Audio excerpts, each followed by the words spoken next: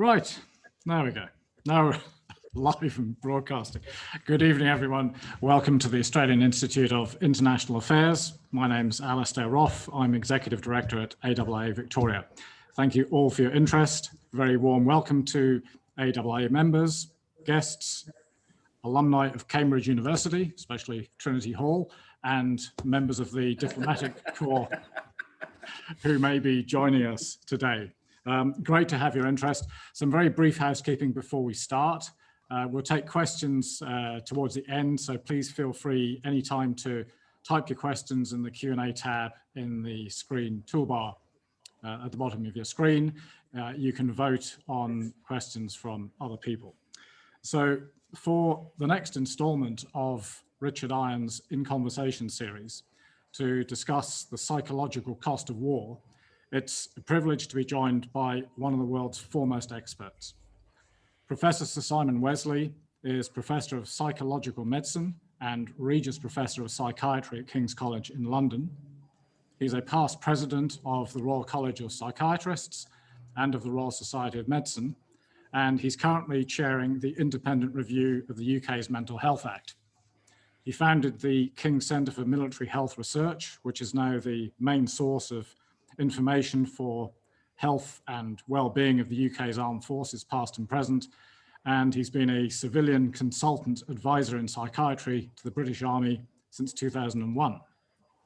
Our interlocutor today, Richard Iron, President of AIIA Victoria, formerly served in the British Army for 37 years in Northern Ireland, the Falklands, Oman, Balkans, Sierra Leone and Iraq. He was a visiting fellow at Oxford University's Changing Character of War programme and lead editor of a book, British Generals in Blair's Wars. So thank you both for joining us, and Richard, you have the floor. Simon, you once told me that being deeply upset about something is not the same as being mentally ill. I think you said this in the context of 9/11 and the many thousands of Americans who self-diagnosed with PTSD after watching on TV people jumping to their death from the Twin Towers. I think you said at the time you couldn't become mentally ill from watching the television.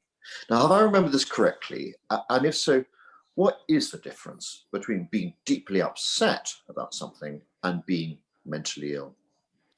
Well, I think most people themselves have a pretty good idea of what we're talking about here. There's very few people listening now who have not at times been fearful. For example, during COVID, there are very few times people who have not been sad, all times in our lives, and that happens, or reacted to life traumas or adversity.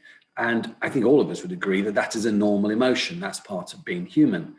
But when things become a disorder, and when people like me, a mental health professional, get interested, it's when it has gone beyond that. It's gone kind of up the scale, so much so that now you might be thinking of taking your own life. You might not be able to hold a marriage. You might not be able to work. You might not be able to travel on a bus or go into a shop. Your functioning is greatly impaired. Your life expectancy is actually greatly impaired. You've passed the point and you've hit a kind of disorder. And if we do that too early, we stand this great risk of medicalizing, professionalizing distress, which is what we don't want to do. But if we leave it too late, we will miss disorders that actually professionals can treat. Now, it's no different to the rest of medicine, Richard. We have exactly the same with hypertension. We all have blood pressure. Sometimes it gets so high that it threatens our life and we have to treat it. So that's the way most of us see mental disorders. It's a gradation, but there comes a point when it's gone beyond what is a normal emotion to become something abnormal. So PTSD is abnormal. Being upset by life's vicissitudes and traumas is normal. So it's a spectrum, and on one side of the spectrum, you actually need treatment. The other side of the spectrum, you don't. In a nutshell, yes, you need support. I mean, one of the reasons why we're all suffering under COVID is because it provides us with adversity, but it actually interferes with the normal way that most of us deal with stress most of the time, which is using our social networks. We don't talk to me, we talk to our friends, our family, our colleagues, our mates, our vicar, maybe our GP. That's normalization, and that's social networks. That's why COVID is such a potent cause of mental ill health. It creates a threat, but doesn't leave you with the way of dealing with it. Whereas quite often in your trade, Richard, you create an awful lot of threats to yourself and your men, but equally, you also provide lots of ways of dealing with that in all the various structures and ways in which you go about or used to go about your work. We'll talk about that in a bit. And indeed, this evening, morning if you're in London, we're mostly talking about the psychological impact of war on those who fight it, servicemen and women, of course, rather than the civilians who are impacted by it. Yet, of course, it's civilians who bear much of the brunt of war. And we just need to look at what's happened in Aleppo, for example, in the last few years. So how do normal people, civilians, such as those in Syria, recover from the kind of trauma that they've experienced? Well, I'm not an expert on that at all. All our work has been, well, either with civilians in the UK, where we've looked at how people have responded to things like the London bombs, Salisbury poisoning, etc. And then it goes very much back to what I just said. 97% of people after the London bombs, when we surveyed them in the days following, were obviously upset by what had happened. I mean, no one enjoyed it, but they dealt with it by what I've just said. 97% said they were talking to their friends, colleagues, families, etc. Only 2% said they were seeking professional help. But I think what's important to say also is that there will have been people, well, we know there were people in that right at the kind of epicenter of those tragedies that did develop a psychiatric disorder, PTSD being one. It's not the only one, by the way, but it's one in modern times we've concentrated on most. And it's quite a modern phenomena, actually. We think it's relatively new in the history of human disorders. But some will have developed PTSD, but I think it's important to make a big distinction, and we see it in all the work we've done, between what it is that causes PTSD in civilians and what it is that causes PTSD in what we would call professionals, i.e. blue light services, but particularly in today's context, the armed forces. And those are really quite different, actually, and a lot of confusion arises when people mix these up. So, I mean, you talked about sort of London in particular, and PTSD being a modern phenomenon. What happened during the Blitz? I mean, an awful lot of people were affected. There was a strong social network for most people, but nevertheless, it was an extraordinary trauma on a very large population. Is there anything that we've learned from that? Well, yes, there's a lot we've learned from that. There's a general, it's a kind of, the Blitz is part of our cultural heritage in this country, and along with the Second World War. And you see it still all the time in the way politicians, the way the Queen talked about it when she addressed the nation at the start of COVID. She used a lot of references that were clearly designed to rekindle that war spirit. And although very, very few of us now remember that, what we remember is that's a metaphor for how we kind of kept calm and carried on and all that kind of stuff. And I have to say, along with many others, we were quite skeptical that this was actually true, that maybe this was just a mythology that was invented. And when the opportunity arose, when an awful lot of documents were declassified a few years ago, we were able to look at what the government actually thought was happening. By the way, if you think you live in a surveillance society now, Richard, you should have tried England in 1940. I mean, it's unbelievable the amount of surveillance that went on undercover by the state of the people. And actually what that showed was written sometimes in somewhat, kind of Ealing comedy style, the bubbling infectious humor of the average Cockney continues type stuff. That's how they spoke. But actually it was pretty true that there was, after the initial distress, very, very quickly, people habituated to what we would call now the new norm, that awful phrase, but that's also what happened in the Blitz. And there were very few instances of real breakdown of law and order. It happened at an RAF base at one point, it happened in Coventry briefly, happened in Belfast briefly, and Liverpool briefly. But overall, the general picture was indeed of a nation that did take, I wouldn't say take it in stride, but did both carried on and did go through the war without actually major increases in psychiatric disorder. And that's what the study showed. And one of the reasons was that they did believe in the cause that they were involved in, and nearly all of them took part in it in some way or other. So by 1944, 80% of the population had some role in the war effort.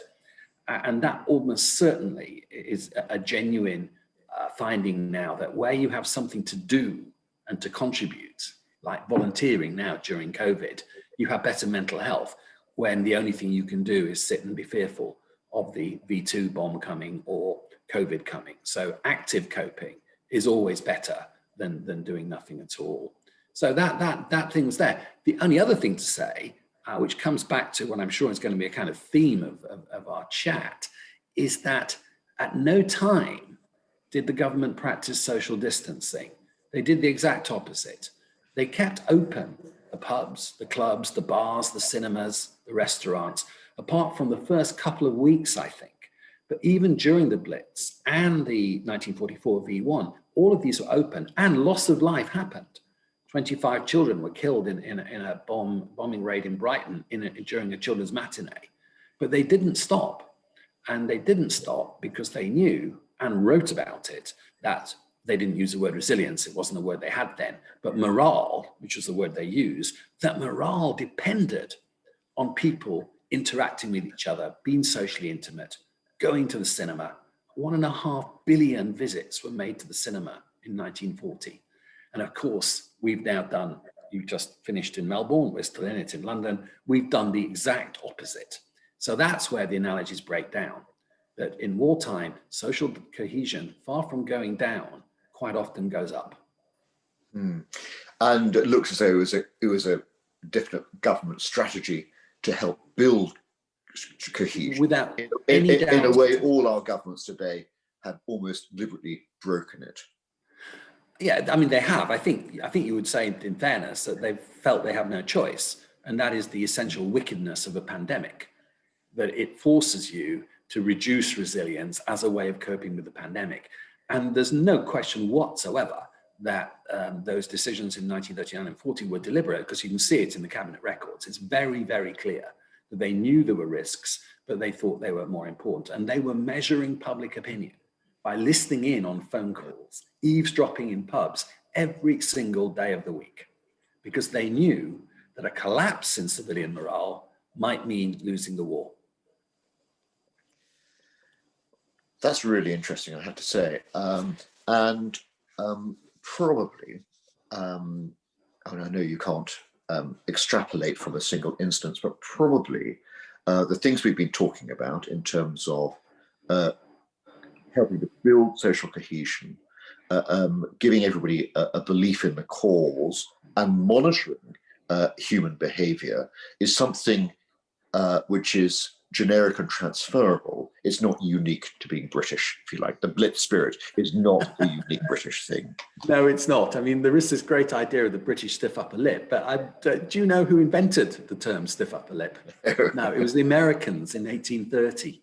Before that, the British was seen as a nation of crybabies. That's absolutely true. You look at cartoons of politicians and the Navy, the British tar was thought to be a weepy, sentimental person.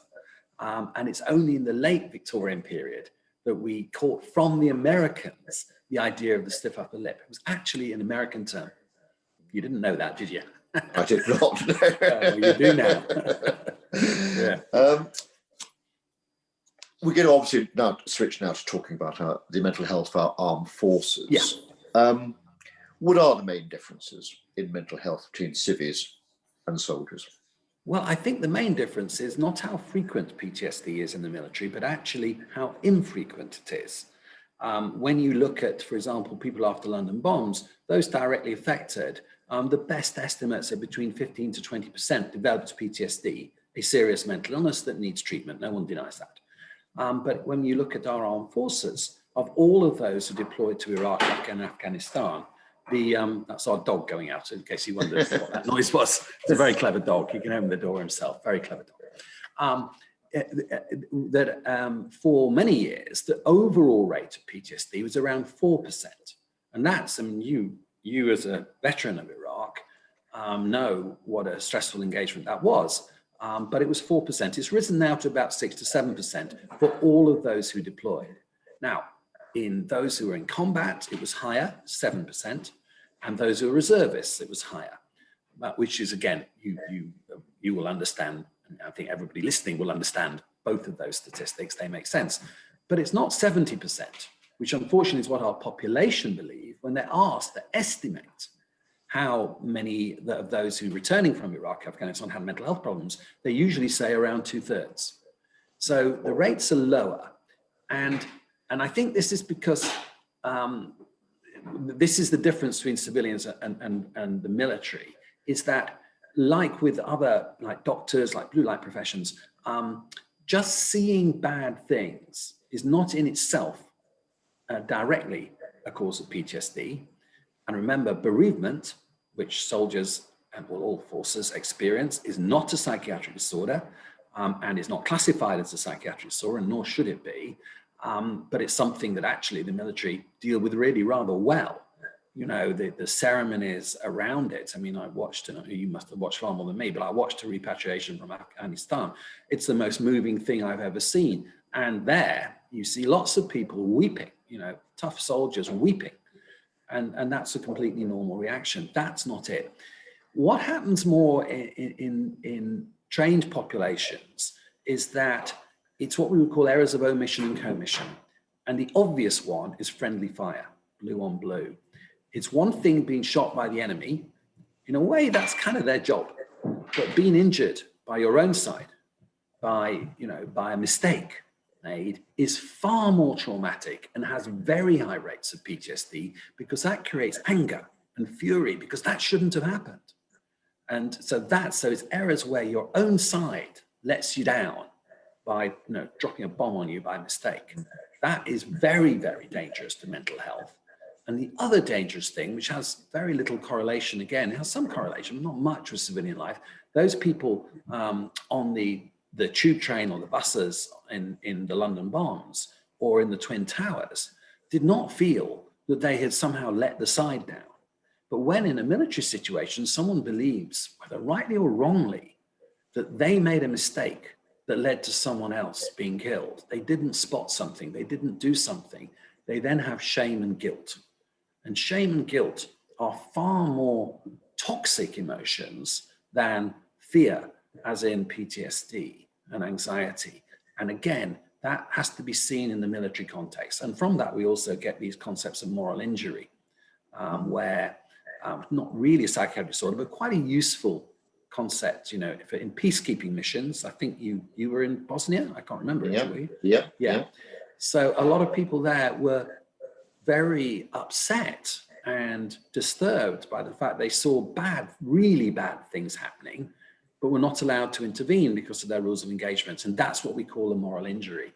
And for doctors and nurses in our healthcare system at the moment, things that we could have treated last year when we had, but we couldn't this year, like cancer, or where we didn't have enough kit, or we didn't have enough beds, etc., and we will be able to treat again next year, that can create a moral injury as well. Fascinating. Related to the same question, when I started losing soldiers in the late 90s,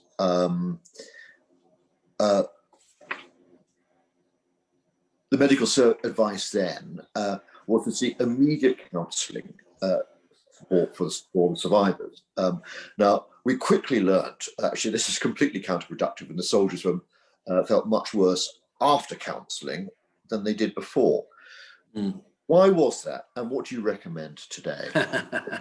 Okay, yeah, that's some research we did a long time ago now, actually, and but at that time there was this thing called single session psychological debriefing, very popular in Britain, very popular in Australia actually, and New Zealand as well, and it sounded quite good. This is something terrible has happened, and within the first 24 hours you see someone who's kind to you, asks you, so how was it for you? How did you feel?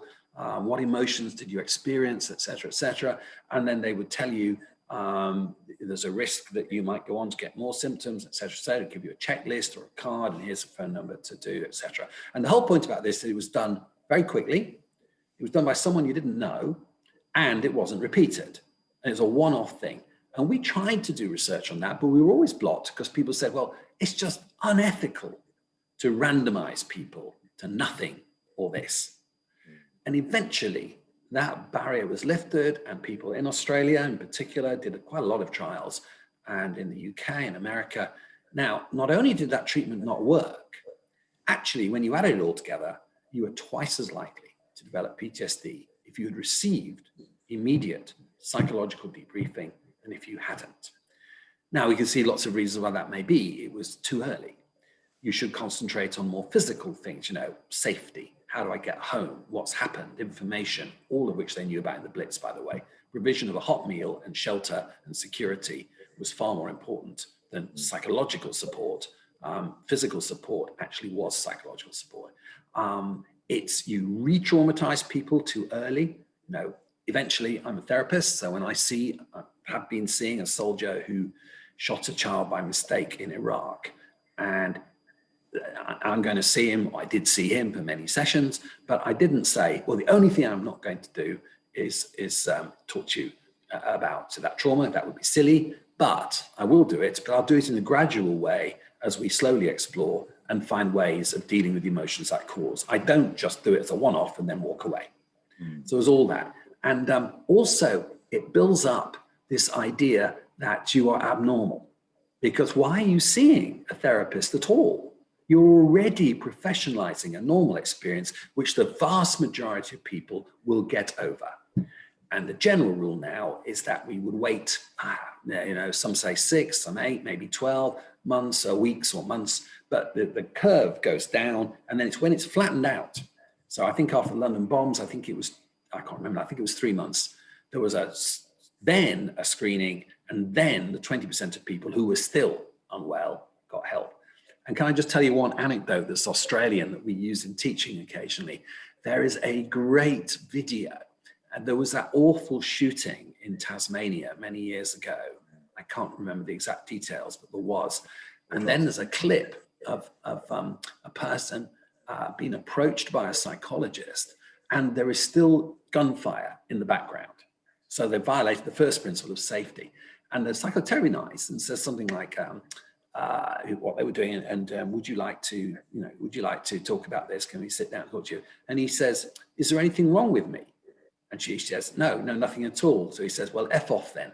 And that's the end of the clip. We used to share that. Well, I've got it. It's quite old now, must be at least 20 years old. But it's just, you're thinking, well, that's not really the right thing to do. You violated the principle of first, security, and second, you are starting the process of making something abnormal that we do not yet know is abnormal. And a very good Australian response, I have to say. It was excellent, yes, I know. We used to get a laugh when we showed it. We talked earlier about the importance of social networks, in relation to the Blitz and all the rest of it. Do you want to talk a bit about social networks for soldiers? Because actually, soldiers are in very close-knit communities. How important is this?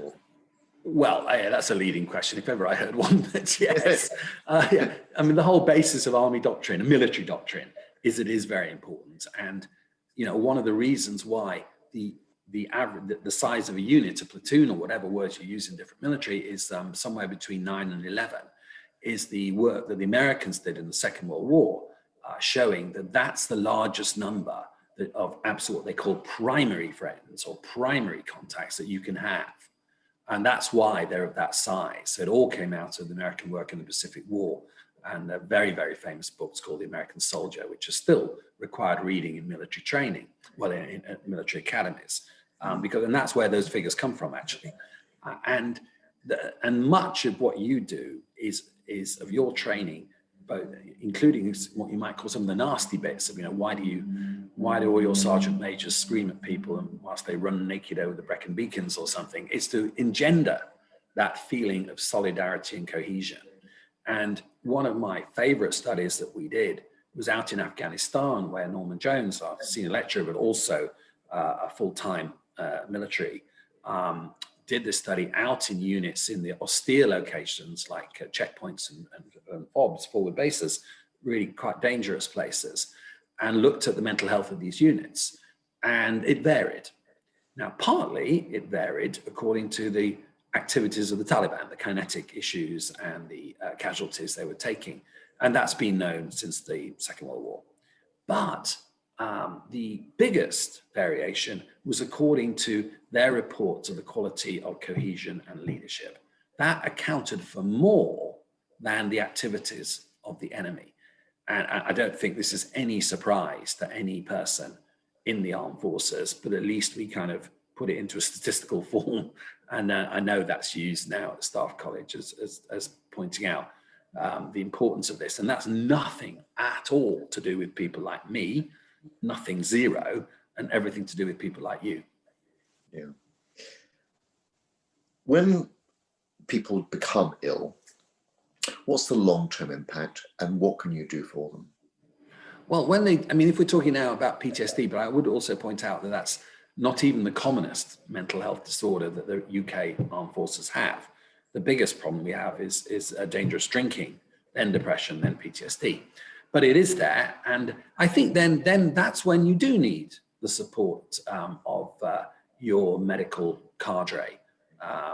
So it'll be with the military, it's largely trained nurses who deliver treatments such as cognitive behavior therapy or EMDR, being the main ones, supported by psychiatrists, including some in theatre, but not many. And those do give reasonable results, but only when they're given to people who, when they now have a recognized disorder. The other thing that we do, and has been known, in fact, since the First World War, is the kind of social side of these things. So in the First World War, what happened was that in the early years of the war, psychiatric casualties were soaring. This was shell shock, was the kind of portmanteau term that they developed. And even by the early they went to war then. In the late months of 1914, they were recognizing they had this so-called new problem. It was pretty new. And they didn't know what to do about it. They really didn't. And their reactions were all sorts. But one of the things they did was they would send people back to Britain, back to their own hospitals filled up within weeks. And many people were treated in the large mental hospitals in Britain. And the only thing that could be certain was they didn't ever seem to recover. And the Germans had exactly the same experience. And they said that once somebody with Kriegneurose, they also war neurosis, once they cross the Rhine, they will never come back. And by 1916, the manpower situation was so dreadful for both the Germans, the French, and the British that they realized that they had to do something better. And so they couldn't cope with the numbers, and they were all having this huge manpower shortage. So they instituted a complete change of policy. And this was to kind of, first of all, not send people back to Britain or Germany. They treated them as close as possible as they could to where they were ill, and that was called proximity. They treated them as quickly as possible. That was called immediacy, not waiting for weeks as they made their way back to Britain. And they would do so in a very positive way called expectancy. So this was called PI, proximity, immediate expectancy, and it became known as forward psychiatry. And it was brought in for military reasons to preserve the fighting strength, which is that's actually the motto of the US Army Medical Corps, to preserve the fighting strength. And that did seem to make a difference. It was pretty crude.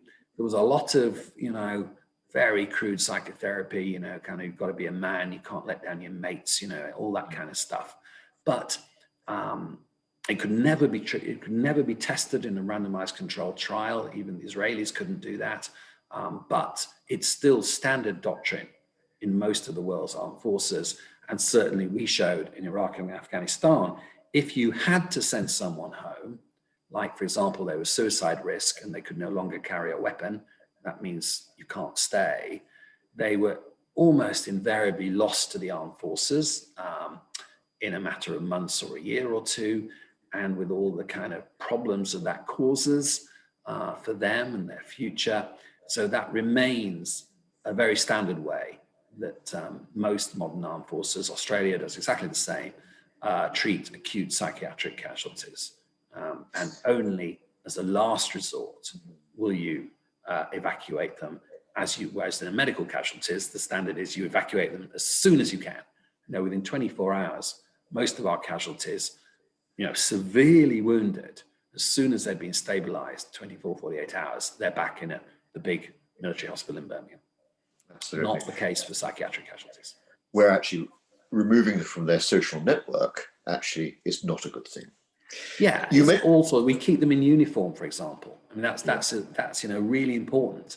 All those things, and you encourage people to visit them because they can't if they've gone home. So it's about keeping the links with the unit, and also not over medicalizing it. So we don't see much shell shock now, but we have seen one or two. I think we had about 3 or 4 cases in Afghanistan, and shell shock is a very neurological presentation with lots of abnormal gait, and one I remember was a trooper who went blind. He'd driven over an IED that hadn't exploded. It was just the detonator went off, and then they looked back and they realized that they'd all nearly been blown to smithereens, and he just went blind on the spot. Now that's shell shock, and he was better in a few days, and he was not sent home. He was kept on the base, and he got better. Then he was taken, the commanding officer went out with the commanding officer, but this time the CO drove. And after, I think, 2 trips, he told the CO to move over because the trooper was a better driver, which was true. And that was the end of it. But that's how you should do it. That's how you should do it. You talked about alcoholism being one of the mental problems which servicemen and women suffer. I certainly noticed whenever we were on operations that were completely dry, the level of binge drinking, and almost as a result of that, family breakup on return was much higher than when we allowed controlled drinking in theatre, in particular in Northern Ireland and also in the Balkans. But as soon as we came under American command, we had to be under general rule number 1: no alcohol in theatre whatsoever. And I just wonder, have you got any statistics about we do. Yeah, that was a 2-can rule, wasn't it? Yeah, I remember that. Well, it's complicated. The first thing to say is actually alcoholism, alcohol dependence, is unusual. And it's unusual because you deploy. So that, for the modern British military, and I'm sure the Aussies are the same, they'll have a tour of 6 months when actually, certainly from the beginning of Iraq, they're dry. That means the few people who are alcohol dependent will develop the DTs and will be spotted very, very quickly. So that period of abstinence helps your long-term health because you're much less likely to develop dependence. So that's a good thing. The bad thing is exactly what you've just said. We showed very clearly that when they come back home and reinstate drinking, and even during R&R, which is in the middle of the tour where they might have 2 weeks back home, they reinstate drinking big time. And they reinstate drinking at a higher level than before they went. So I think there's a very good case for a trial of the 2-can rule, but I don't know it'll ever be done, but I think it should be. I suspect it does help, actually. That would be my view. The thing to say is that does go down over time. But when they come back, the pattern is binge drinking, and then the problems they get are acute. All the problems of discipline, violence, domestic violence goes up, even being killed in road traffic accidents. That for a while, that was still the commonest cause of death in the British Army, was road traffic accidents. It was only after a couple of years of the main big commitments in Iraq and Afghanistan that death in the field overtook road traffic accidents as the cause of death. And that was often in the post-deployment period. And the particular ones there was the RAF. You had 4 times the rate of deaths, always from motorcycles, and unusually higher in officers, which is unusual. And that was the kind of need for speed, I think they call it. And they would just do stupid things on a motorbike. Is there any evidence that this kind of mental illness impacts follow-on generations? Now, the reason why I ask this is, of course, because you yourself, your father, I think, was in the Cuba transport, wasn't he? Taken out of Berlin in '39, and most of his family also remained in Germany, died in the Holocaust. Was he impacted? Has that impacted you in any way? Okay, actually, it was Prague. He came from Prague. I beg his pardon. Yeah. Don't worry. Although, actually, technically, when he left Prague, age 13, he was one of the so-called Winton children. So Sir Nicholas Winton, who was in Prague at the beginning of 1939 as a young man, rescued 633 Jewish children who would all have died had they stayed. I say died, been murdered. Let's be clear, been murdered had they stayed. So he was a Winton child. And so that's the first thing. So he came to Britain as a refugee he did speak German. But the point I was making, actually, he was actually part of the Reich at that time. It had been incorporated by Hitler into the Reich. And my father, shortly, when Hitler came to Prague in March 39, he went to see him in the main square in front of the castle and as part of the crowd. And when he came home, his mother slapped him. The only time she'd hit him was for going to see Hitler. Anyway, so he came on his own and arrived in the north of England at 13, speaking no English at all. And now that obviously had an effect on him, of course it did, but he wasn't a Holocaust survivor. He escaped the Holocaust, and it made him, I would say, most people would say, my dad was, he wasn't someone who, as they say, always looked on the bright side of life. He wasn't, and he could be a bit stubborn sometimes. Now, he also went to war, and he went to war in 1944. He joined the Royal Navy on his 18th birthday because he felt he should. By this time, he didn't have British citizenship. Anyway, he joined the Royal Navy, and he was sunk twice because his job was signals, because he spoke perfect German, and his job was listening to German ship to shore and ship to ship clear transmissions, which is what they did. And so they hit a mine once, and the second time they were torpedoed. This is another ship, obviously. And this one, the first time, and absolutely everyone survived. The second time was terrible. The ship rolled over. Dad survived because he was on the signal spit was at the top, and he could get onto the hull. And the ship gradually settled overnight, and he heard the sounds of people drowning. And he lost all his hair that night in the North Sea. So he was still 18, and he became completely bald. I think you've met my dad, and you will remember that he's completely bald, but he always was. And the point is this, that for the rest of his life, he died not that long ago, age 90, he would have nightmares of that. And my mum would tell me sometimes, about once a month, maybe once every 2 months, because it was a terrible experience and he never forgot it. But other than that, as I say, apart from being a bit stubborn, he was a lovely person who gave to society all his life, had a great life, and was a wonderful father. But he did not have a psychiatric disorder. He did not have PTSD. He had bad memories. And for him, war was not a good time. He didn't enjoy it. But for a lot of people, it's the best time of their lives. It's when they're most alive, when they have the best sex, they have the best food, they make their best friends. It's the bit that they look back and wish they could get back, that sense of fulfillment and excitement. My father never had that feeling. And he, as I say, he had bad memories, which they never went away. Why would they? But at no time was he mentally ill. At no time did he need treatment, apart from cheering up occasionally. But he was a good man and did not have, he did well in his life. And I really think it's important to remember that.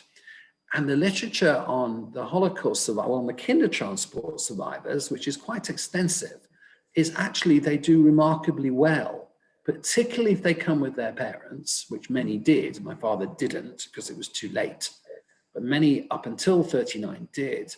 Many of them became very, very famous people in their future lives. I mean, the roll call is absolutely extraordinary. And there's not much evidence that they were maladjusted any more than the normal population were, unless when they reached their host country, they were without their parents and were put into very bad placements, as it were. And in Israel, you find the same. And there you find a remarkable thing, which is actually, if you look at the population, and they did this, and you pull out those who are Holocaust survivors, they don't have dramatically high rates of mental illness. And one of the reasons is that to survive was so exceptional that either you really were a very exceptional person, much, much tougher than anyone could possibly be, or second, which happens also, is that the fact that you survive, you give such significance that you feel that you were saved for a reason. And the civilian analogy that I use a lot is very good. If you jump off the Golden Gate Bridge in San Francisco, you're almost certain to die. But it's not 100%. And if you look at, I think it's 2% who survive, You would think these are people who will obviously go on and do it again, but they don't. And when they're interviewed, they say, God or something protected me. There must have been a reason, and it gives them a purpose for their lives in the future. So far from being at ridiculously high risk, they're actually at low risk. Some do commit suicide again, but the majority don't. And I think that's why those who survived the actual Holocaust themselves turned out to do much better than you think. And one of the things I love in the survey was they became terribly good grandparents. Now, not everybody, obviously, but nevertheless, what we see, the literature is very much dominated by people who were very traumatized and their children became traumatized from their parents' trauma. And the original literature is all about that group who seek help. And really, many of them are quite disturbed. But when you look at the population, you see a slightly different picture. That's really interesting. Thank you. Moving now to America. Why does the USA appear to have a higher, if I can say, perhaps a much higher incidence of mental illness amongst its veterans than either the UK or Australia? Is it because they've generally been in the thickest of the fighting and we've been shirking on the outsides, or do they have different standards of diagnosis, or is it something else, maybe something more deeply rooted in American society? Okay, well, yeah. Well, as they say, that is the $64,000 question. So, okay, when we started doing our studies, we worked obviously in parallel with our American colleagues because we know them very well and get on very well with them. And also, so the first thing is that we use the same criteria that they do because we want to publish in their journals. So it's not a question that we have different criteria to the US. We don't. We have the same. And when we looked at our first studies in 2003-04, we found that there was a much high, it really was quite high, the rate of PTSD in the US compared to the UK. I actually don't have the figures at the top of my head now, but it was something like 3 times higher, I think. Now, the first thing on that is there were a lot of fairly obvious reasons for that, which we could deal with. The first thing was Americans were younger. So their average age was 19, ours was 26. And that meant also that I think 90% of our lot had deployed somewhere else, Bosnia, Northern Ireland. It was something like 20% or 15% of the Americans. For many, it was the first time they had a passport. So they had less experience. It was also true that they were seeing more of the fighting. They really were. The casualty rates in the Sunni triangle in the middle were lower than in either the north or in Basra, where, as you know, in the southern Iraq, where we were. And so that did make a difference. And the third massive issue was they were there for a lot longer. We were 6 months, they were 12 months, and they also were in the habit of extending that. And there's literally nothing worse that you can do to a member of the armed forces who knows when their return date is that you then extend it by a further 3 months. And we show that in the UK as well. You get a really deterioration in mental health, more drinking, more PTSD, etc. And they were doing that fairly regularly. So all of those, and you can adjust for all of those, and that brings down the rate so much so that actually they came much, oh, and the other thing is a third of their force were reservists, National Guard. We were, I think, 10%. And I've just said reservists, unfortunately, are more vulnerable to the effects of war than regulars. That's a finding in Australia and everywhere. So when you bring all that in, the rates come together, okay? So it's only when they go home and we follow them up that you start to see this distinction appearing. And the rates start to increase over time further. And our rates did not until maybe 15 years later. And the rates, continue to increase. And they continue to increase when they leave the armed forces. Ours do a little bit, but not much. And it's hard to know what that's due to because we can't, it would be great to randomize people to serve in the British Army, the American Army, the Australian Army, but we can't do that. It's not to do that they were more socially deprived because the levels of social deprivation before they joined were pretty much the same. One thing that happens that distinguishes the US from many other countries, I have to say this, is that they do not have a universal healthcare system, whereas most other countries do. So the only way that a service personnel in America can guarantee healthcare for their families forever is they used to get it for 2 years free, but Obama put that up to 5 years. But nevertheless, after 5 years, there is no automatic entitlement in the US unless you have a service-related disability, and then there is. And one wonders if, you know, the VA system, which has got a lot better, by the way, and actually it's got VA being the Veterans Administration who run the hospitals. I'm sorry, yes. So they have a Veterans Administration system, which the UK doesn't, and can provide good care for some things, and certainly does very good research, amazing. It's not everyone seems to think that it's automatic that you go into the VA system, but it isn't. And if you don't have good healthcare in the US, you know, you're in trouble if you don't have that, because, you know, 3/4 of bankruptcies in the US are healthcare related. You can't afford it, and particularly if you're poor, if you're from an ethnic minority, if you live in a you know, disadvantaged part of the country, you haven't got a steady job and insurance, you do worse. So it's possible that provides, you know, an incentive for the VA who want to treat the boys and girls who served and the boys and girls who know that they need healthcare. Could it be that leads to a kind of that one of the ways you can get healthcare, which is, you don't have to do a self-inflicted wound or something, is maybe through mental health problems, which are often difficult to measure and quantify. And maybe that's one of the routes of access that they use, not because they're trying to game the system, but simply because they're sensible. You know, and if you go into their chat rooms, and lots of my academic colleagues don't seem to do that, they talk about this all the time because they're not stupid. You know, they really are not stupid. And you know, they do talk about how can they secure their futures. It's what you and I would do, Richard, if we had to. Yeah, we would. Yeah. There's nothing wrong in that at all. It's a shame that happens, because sometimes I think it does actually create disability as well as treat it. Yeah. Now, here in Australia, we've all been rather rocked by a recent report into the behaviour of Australian special forces in Afghanistan, indicating that serious crimes have been committed. Right. In the UK, a senior NCO had a charge of murder quashed in the killing of a prisoner in Helmand province in rather similar circumstances to some of the Australian allegations. Quashed because, as the appeal judge had said, the appellant suffered from quite exceptional stressors. The NCO in question was found guilty of manslaughter with a much reduced sentence on the grounds of diminished responsibility.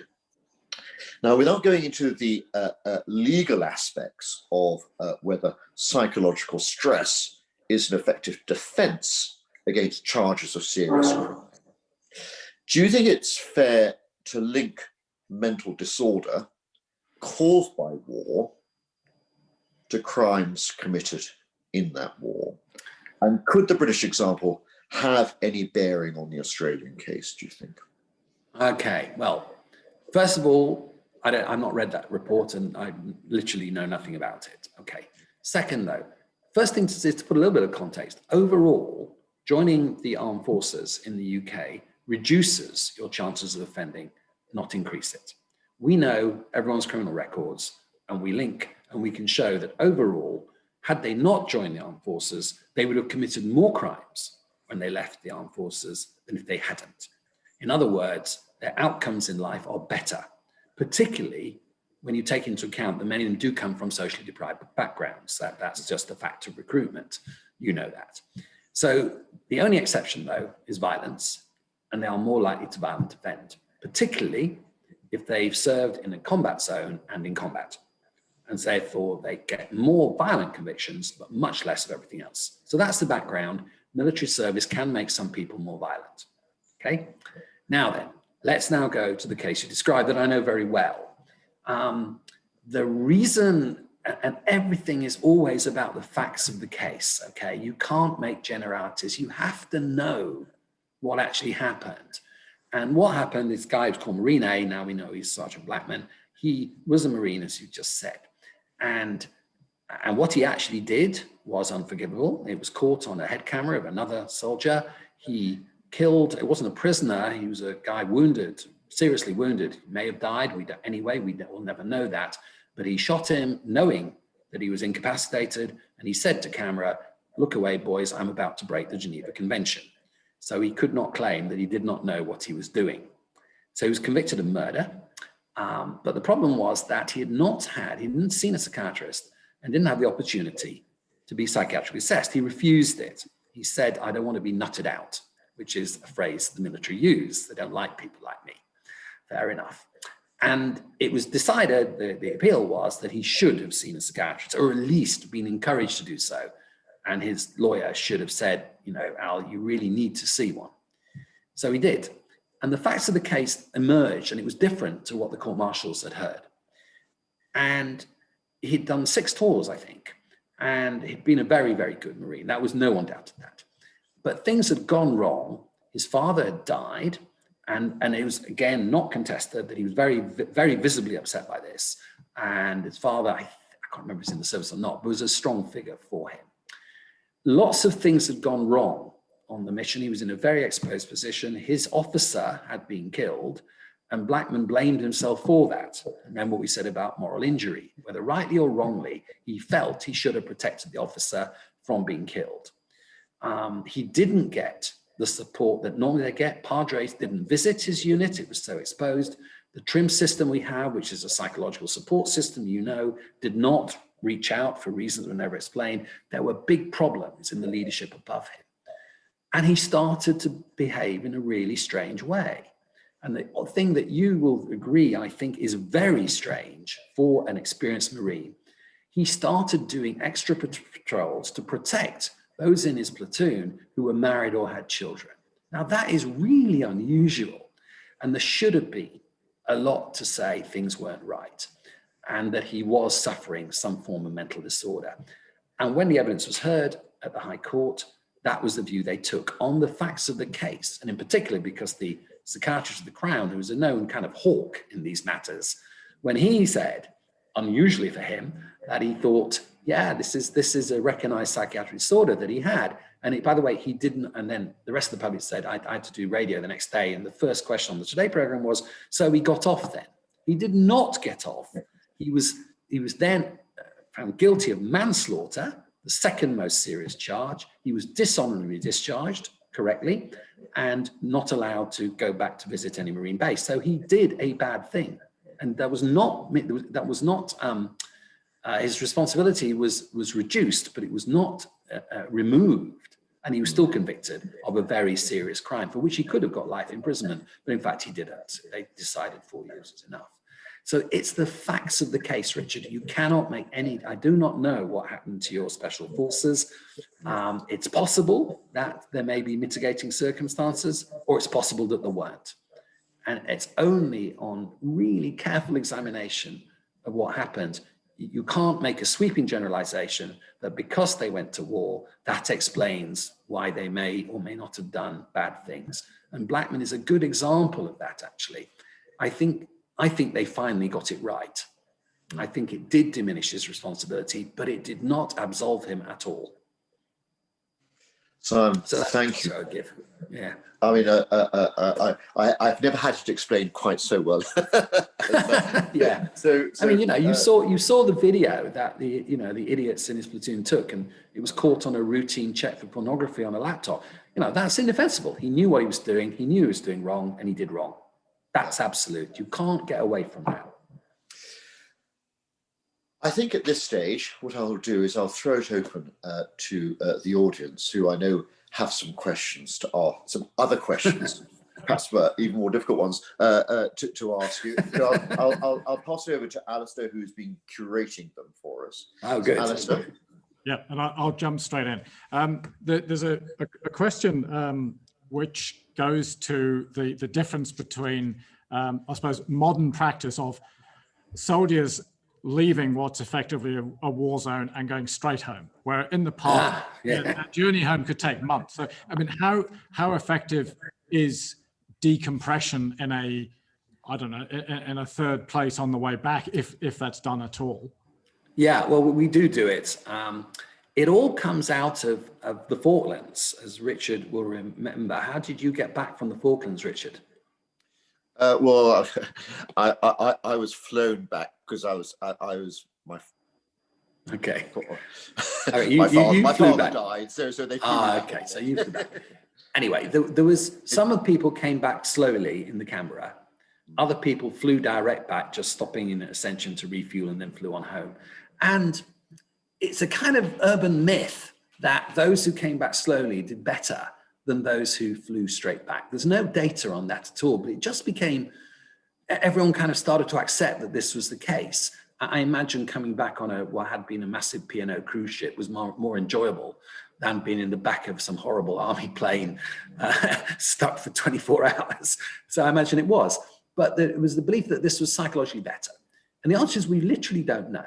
But nevertheless, we instituted something called decompression, much shorter, in Cyprus for 36 hours when people came back from Iraq and then always from Afghanistan.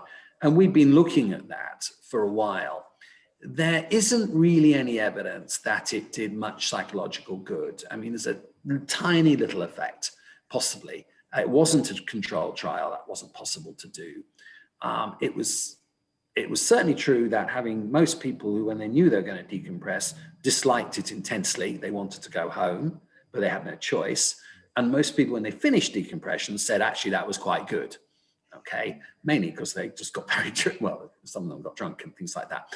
And lots of things happened in decompression, including a couple of studies that we managed to slip in. But in the end, we ended up with just kind of, it seemed like a common sense to do. Didn't work so well for the RAF because they have really weird deployments. And if you weren't bonded with your unit, if you'd arrived very late as a reinforcement, it didn't do so well. But it seemed to be okay. A lot of useful things were done. It seemed to provide a kind of temporary hold between war and peace. And I imagine that we would continue to do it, but it certainly did not prevent subsequent PTSD, but may have reduced, possibly had an effect on discipline problems, things like that. But it's slightly tenuous, but you know, it's got face validity. In the end, people liked it. Part of it was fun, probably did help group cohesion. Could you have done the same thing 2 weeks later by getting everyone back for some group events? Some units do, probably. But it's not a bad idea, but it's certainly, if you think that's going to prevent all PTSD, no, it's not going to do that. Okay. Is there an understanding of the number of potential unreported cases of PTSD? You talked about being nutted out. I mean, I think was here and other militaries, yes, a report of PTSD will lead to reclassification and discharge. So how much is hidden? Right. Excellent question. It depends on how you look. If you look at the statistics that the medical branch or the general practitioners are producing, that clearly underestimates the rate of psychiatric disorder, as it does in all walks of life, by the way. About 40% of UK forces will not present to medical services or welfare services with mental health problems. Now, that's actually, funnily enough, not much difference to the rest of the population. Contrary to, there's a view that the military are just, old-fashioned dinosaurs who, would rather eat their own liver than admit to any vulnerabilities. But it's actually, funny enough, not true, actually. 40%, same as teachers, much better. It's actually better than doctors. Certainly better than politicians, in my experience. But our data is not from that source. Our data is what we call population data. So in our sample, which is a random sample, approximately 10% of the forces who went to Iraq and Afghanistan, we look at all of them. So our data shows higher rates, but the really interesting thing is they showed stable rates for 10 years, whereas if you look at the presentations to the military systems, medical systems, those go up. And that was often interpreted in the press as this tsunami tidal wave of disorder, but it wasn't. It was actually, stigma was gradually going down. Rates of help seeking were gradually increasing. That's a good thing. We want them to seek help when they need it, not a bad thing. But the media did tend to always say, oh, this is the tsunami, the tidal wave, the time bomb. Actually, it was actually a good news story. gradually over the years, people present quicker. So there's a shortening from 9 to 2 years, and they present more often in service. Still, a lot don't. But I'm just going to have to get my wife to collect the dog. But yeah, okay, don't worry. Claire, can you get Lucy? Thanks. Okay. Is there any research? It's possibly a slightly niche area, but drone operators who are obviously involved with a theatre of war, but are not in the theatre of war. They go and do their job and they drive straight home. Is there any research on how they are affected by PTSD? Yes, there is. We've done some. The US have done a lot. In general, the rates seem to be much the same, actually. And in fact, whenever we look at groups who are thought to be at high risk, we looked at IED operators, the people who, the explosive officer, whatever you should call them. Very stressful job, but they're also extremely highly trained and very well supported. And they don't have higher rates than the rest of the armed forces. Much the same is true of the drone operators. And the kind of things they complain about are the things that you get in all occupations. They complain about medals, about promotion, about working hours, about tiredness, about fatigue, about housing, etc. And they can develop PTSD. And there is an unfairness in the British system, which is that they are not entitled to get a campaign medal. They don't get a medal. And that's because they don't suffer what we call risk and rigor. But actually, if you assume that psychiatric disorder is risk and rigor, they do, and they get it for the same reasons that the others do. If they make a miscall, and if they do launch a strike into a school or a wedding, remember, that's our friendly fire issue again. They've done something wrong. They see the consequences and they feel the guilt. And I think that is risk and rigor. And I think they should get a campaign medal and have written so. But they're not that radically different from everyone else. Thank you. Is there any research difference between NCOs and officers or different age groups with respect to PTSD? What happens there is what you're really talking about here is social class, actually, or the military equivalent of it. Mm-hmm. And the rank differentials in the military would make sociologists weep when they see them. And I don't think there's any outcome that is not better in the officers, medium in the NCOs, and worse in the ranks. And I can't think of any, literally in all the years we've been doing this, the social class gradient is always in one direction. It's always better to be higher up the food chain than lower the food chain. It doesn't matter what you're talking about.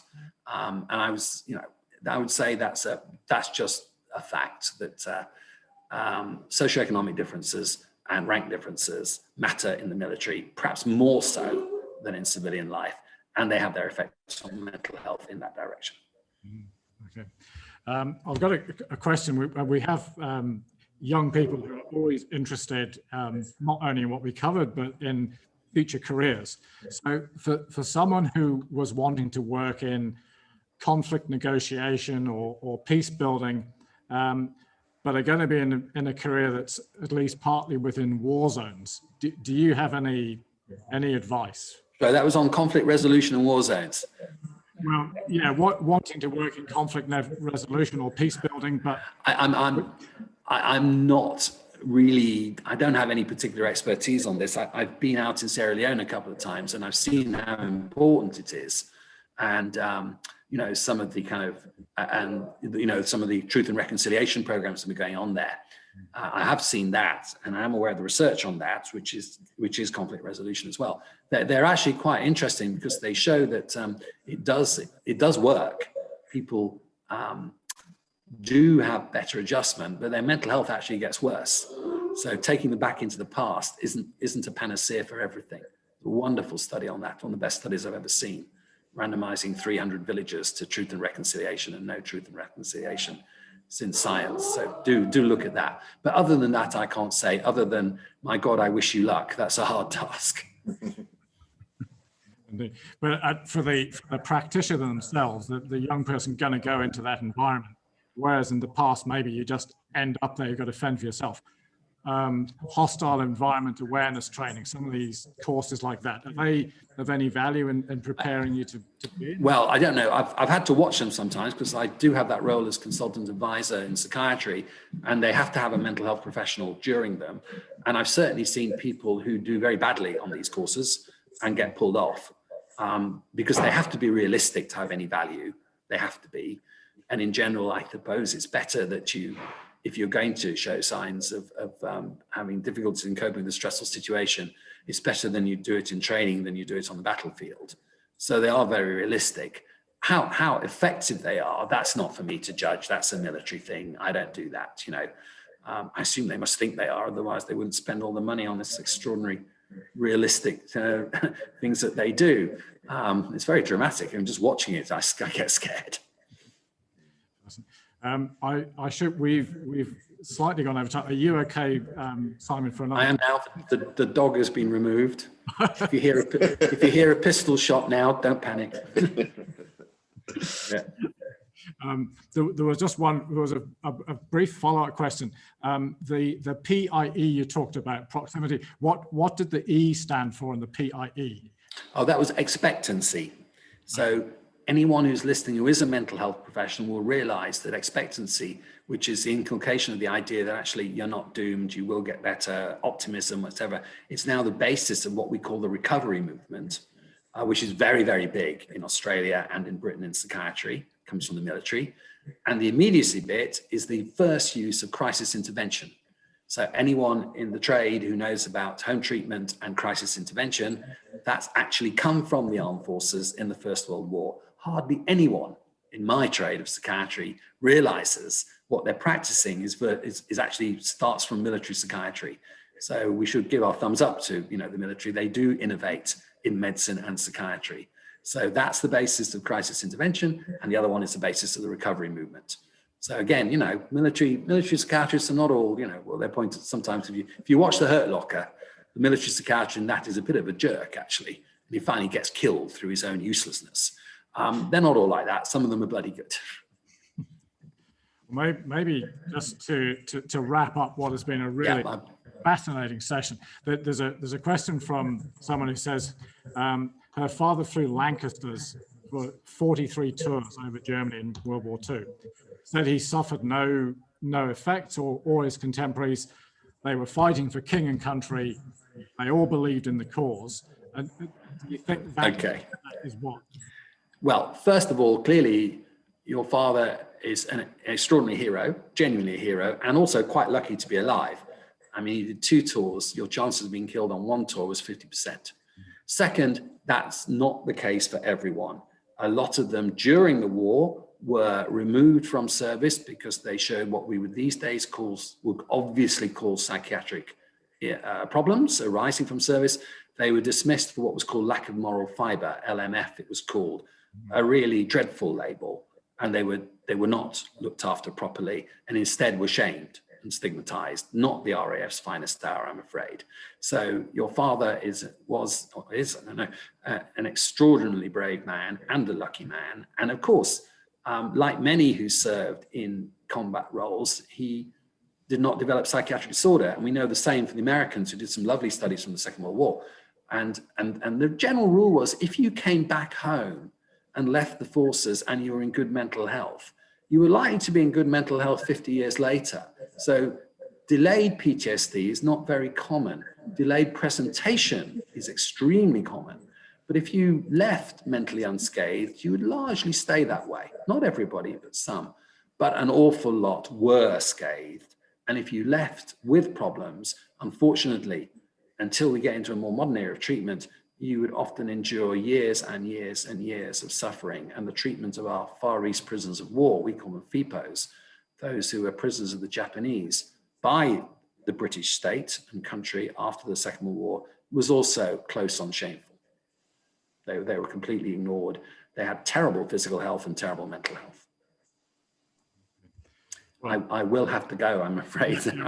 Yeah, I can see signs coming up saying, "Where are you?" Okay.